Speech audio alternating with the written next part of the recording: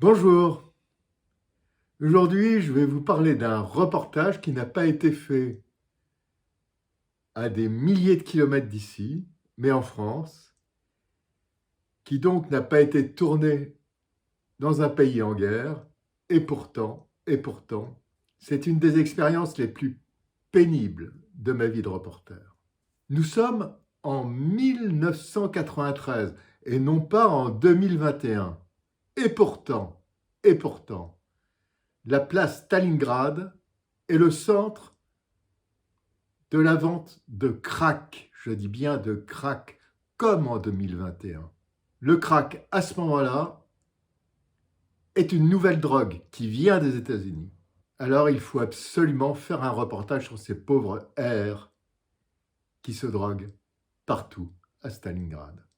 Alors, je vous le rappelle, nous sommes en 1993, c'est-à-dire il y a 28 ans. Depuis, rien n'a changé. Alors, comment tourner?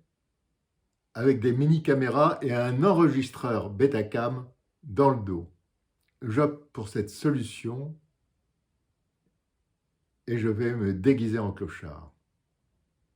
L'homme qui vient m'apporter les petites caméras me montre comment des petites caméras qui seront glissées au bout de mes doigts, comment déclencher l'enregistreur Betacam qui sera, lui,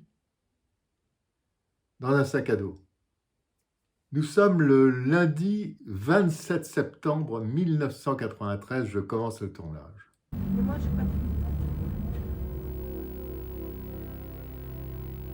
Canal, corridor, escalier, couloir.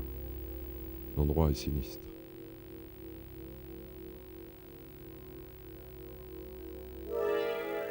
Crack. Dérivé chimique de la pâte base de cocaïne, se vend sous forme de cristaux brunâtres.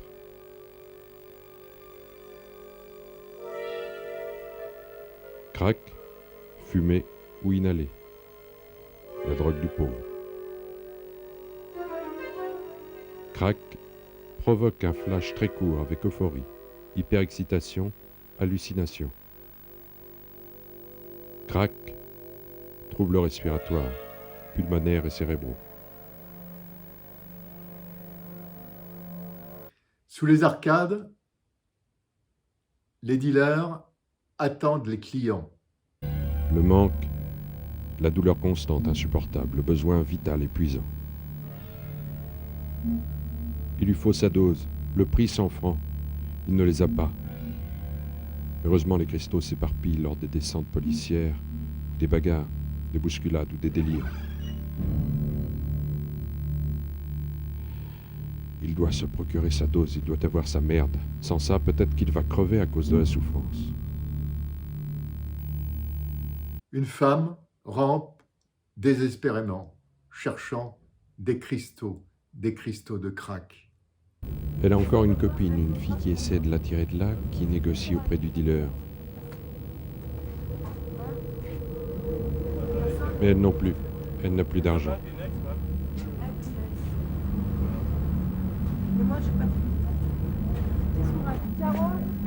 Carole n'entend rien.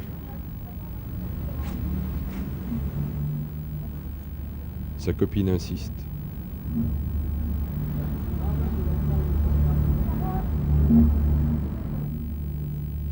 Puis abandonne.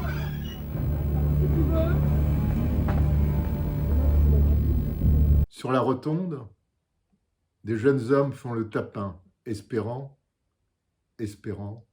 pouvoir prendre bientôt cette substance qu'ils aiment tant. Se vendre pour une dose. La prostitution à la va-vite dans un escalier ou dans une voiture. Comme un cauchemar qu'on n'oublie pas. Comme un sale rêve dont on ne sort pas.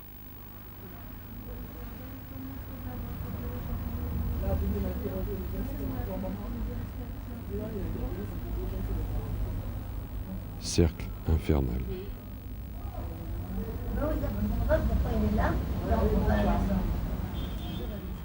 Les garçons aussi se prostituent au coin de la rue.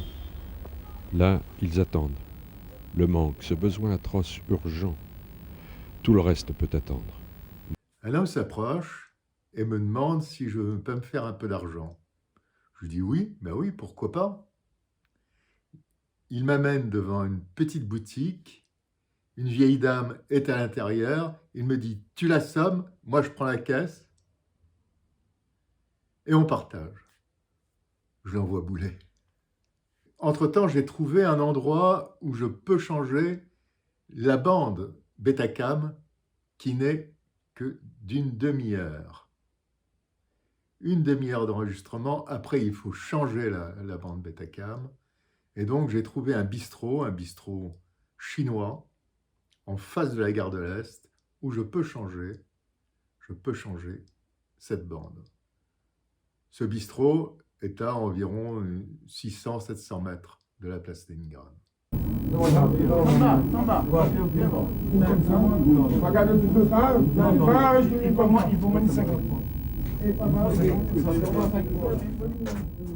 Bon, les tournages se succèdent. Ça fait maintenant 3 nuits que je suis sur place. Vendredi, je fais une curieuse rencontre. Le livreur technicien qui m'avait amené les caméras à la boîte est là, devant moi. Il fait partie de ces gens qui se calment. Il m'a reconnu. Bon, je l'attrape, je l'amène dans le bistrot chinois. Il me demande pourquoi je suis là, si je fume du crack. Je lui dis non, je fais un reportage, tu le sais bien, mais voilà un peu d'argent et ne me balance pas. Il me dit promis, je ne te balancerai pas.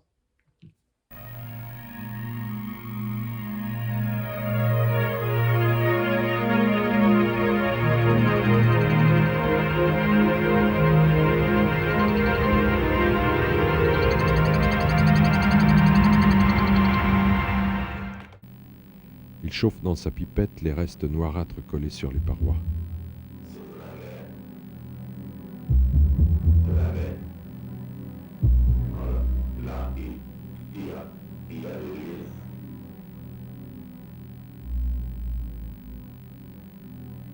Le crack, ce mot, ce plaisir déchirant, il peut encore aller le chercher au fond du tube. Le résidu de crack, il le traque, il le gratte.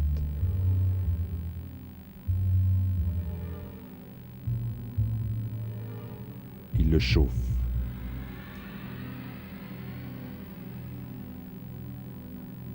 Samedi, je m'applique à saisir des conversations. Aujourd'hui, il y a vraiment beaucoup de drogués, le week-end de la cam.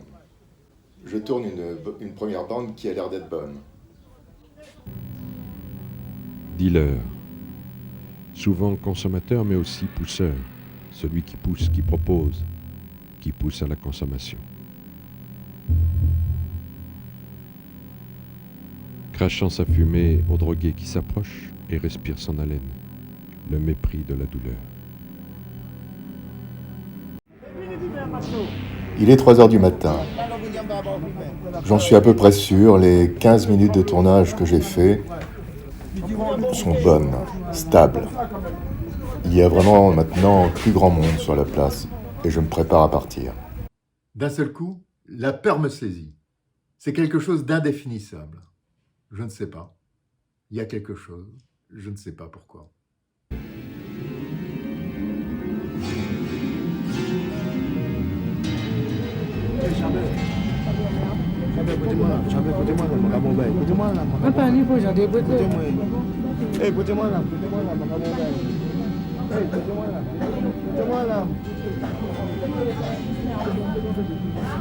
C'est alors que j'entends derrière moi une voix qui me dit « Toi, tu es en train de filmer. »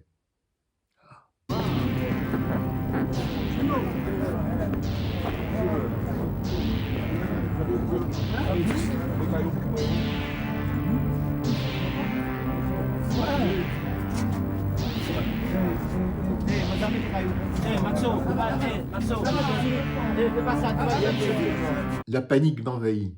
Je cours. Je cours à corps perdu, je traverse une rue, j'entends derrière moi un fracas. Je me dis que mes poursuivants sont en train de se rétamer la gueule. Mais devant moi, je vois des ombres qui traversent la rue et qui viennent vers moi, venant du métro aérien. Et d'un seul coup, je suis plaqué au sol. Je vois une dizaine d'ombres se pencher vers moi, et puis, c'est la nuit. Plus tard, je reviens à moi, je suis devant une vitrine du McDonald's, place Stalingrad. C'est assez étrange parce que la vitre de cette vitrine se teinte en rouge. Je ne comprends pas pourquoi. Je regarde mes bras et je vois de drôles de jets qui partent de mes mains. Ce sont mes artères qui sont sectionnées. Je redouble de coups. Sur cette vitre, je vois un homme apparaître qui me dit « Non, on ne rentre pas ». Et je m'évanouis. À nouveau. Quand je me réveille, les secours sont là. Je suis à l'intérieur du McDonald's. Les pompiers me demandent qui je suis. Je dis que je suis journaliste. Je leur demande d'appeler un de mes amis qui arrive tout de suite. Tous les tendons de mes mains ont été sectionnés par 8 coups de couteau. 8. Il a fallu l'intervention d'un chirurgien pour reprendre les tendons et les suturer dans les mains. Pendant 6 mois, je suis resté avec des attelles en plastique. C'était insupportable. Mais même maintenant, 28 ans plus tard, j'ai toujours mal aux mains. Alors pour moi, ça a été une expérience épouvantable. Pourtant, j'ai été blessé plusieurs fois par balle, dont une au Vietnam où j'ai pris 2 balles dans le ventre.